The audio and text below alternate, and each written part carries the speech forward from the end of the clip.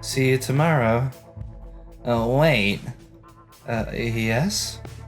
That was a surprise. He suddenly raised his voice from his usual silent tone. After all this time, he can raise the volume of his voice. He should speak louder. Anyway, again, his face quickly went pink. Oh. Can I walk you home? And another surprise.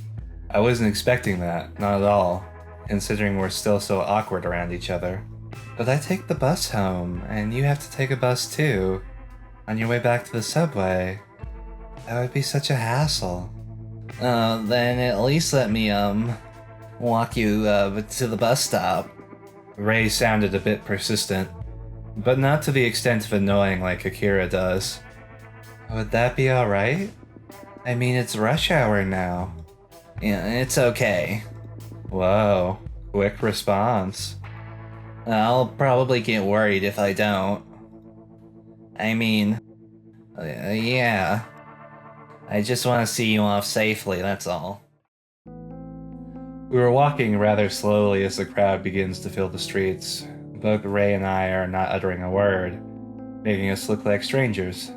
But I guess it's just us still adjusting to each other's presence. I hope I didn't sound forceful. Was he worried about that all this time? He's rather polite. Nope, not at all. Don't worry. Oh, I see. Thank goodness.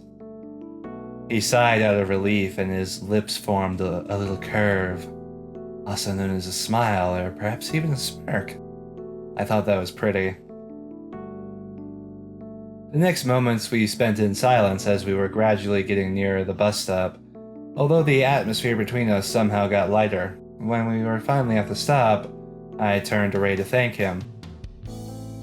Thanks for walking me, it was really thoughtful. Oh, you're welcome. He looks comfortable now.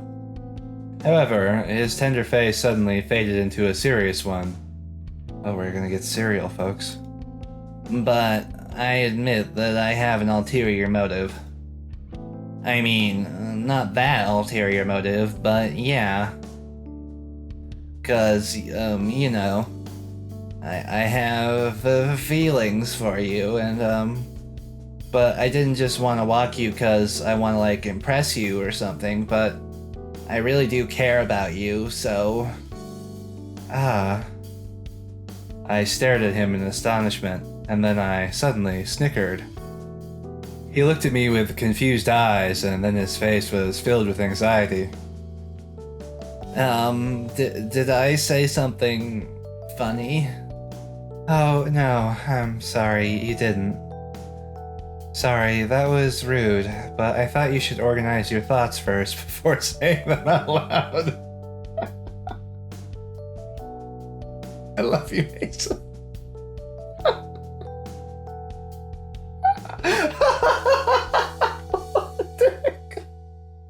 What a glorious asshole! Okay.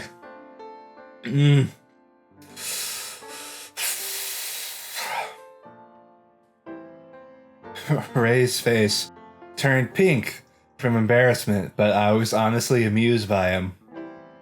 But you're such an honest guy. Thank you for telling me. Yes, this guy's so true that he quite impressed me. I see. Thank you. The bus finally came, and it's time for us to part. Well, I have to go now. Thank you again for tonight. I really appreciate the thought. Oh, you're welcome. I waved at him goodbye before I step in the bus. After I picked a seat by the window, I quickly glanced and saw Ray was still outside, looking at me. The bus moved and his eyes followed it, and lastly, smiled one last time. Is this foreshadowing? Does this mean he's like gonna die? Is that would... What is this game? I want this game to just like turn left, like completely like, oh, you thought this was a dating sim, motherfucker? Murder mystery time, bitch. Then Mason like has to hunt down the killers, figure out who killed Ray. And, like, Melissa gets an eye patch as she like grows up. She's like, "Girl, I'm an adult now, I'm big bro. You can't treat me that way. You gotta respect me." But then she goes too far. Like she kills someone. She's like, "No, no." They probably just immediately smiled one last time while the bus was driving off. Probably. We'll see.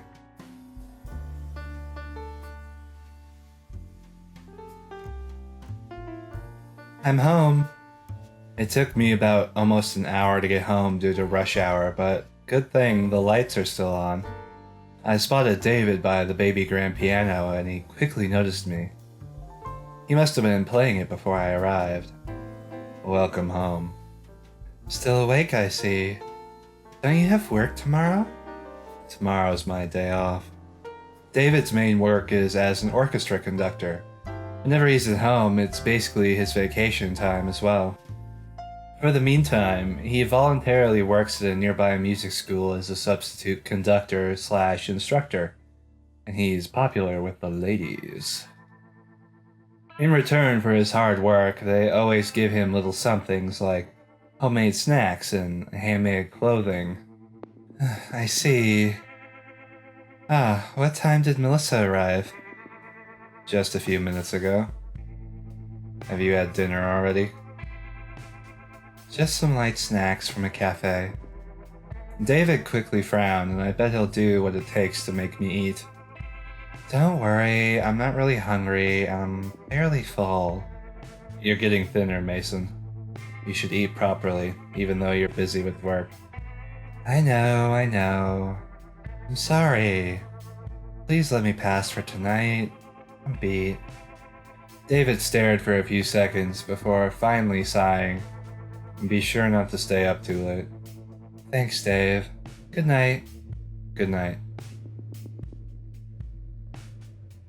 I threw my bag at a corner and jumped on my bed, immediately hugging a pillow and stretching my weary feet. Nothing beats the comfort of your own bed. As I was squirming in my bed, my phone suddenly rang. I checked it, and it was from Klein, calling. Klein? Hey, were you sleeping?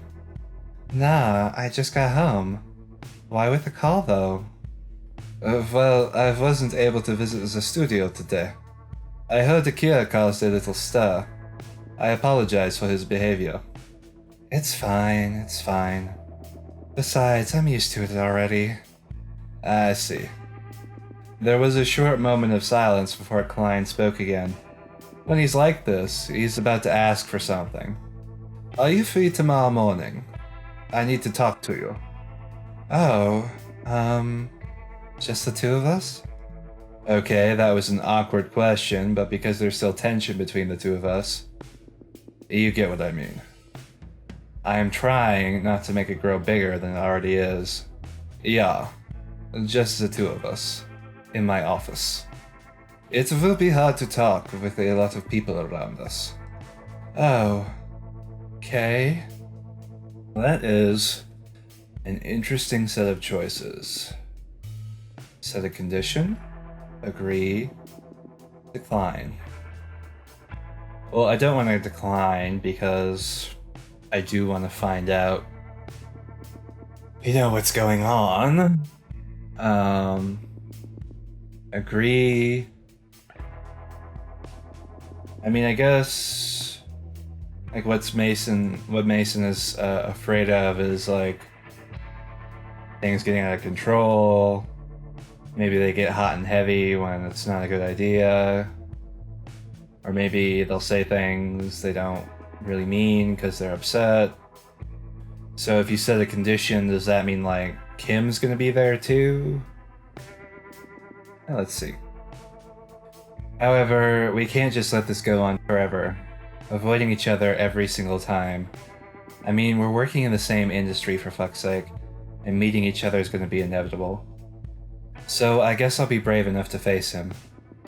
But alone in his office? I think I prefer somewhere else. I'll try my luck. Sure I can.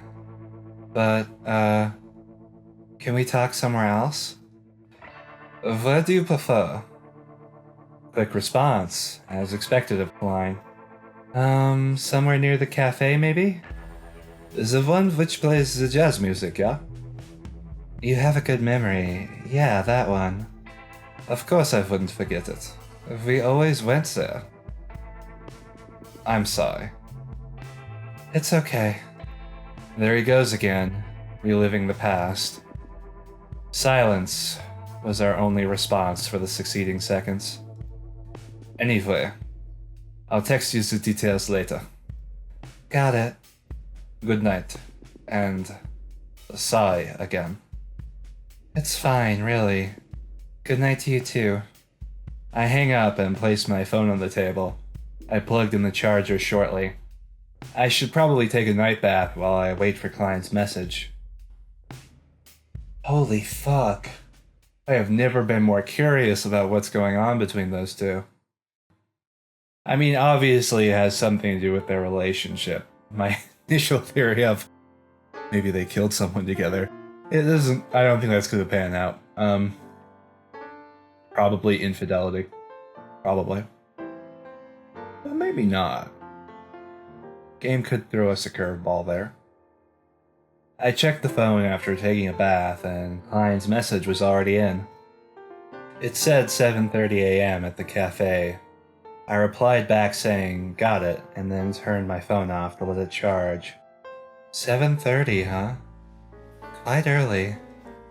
I guess he's just being careful not to be seen by anyone, especially Kim, since rumors spread fast like wildfire in this business. We wouldn't want anything to soil our names, or worse, the agency's. After I dry my hair, I'll go to sleep.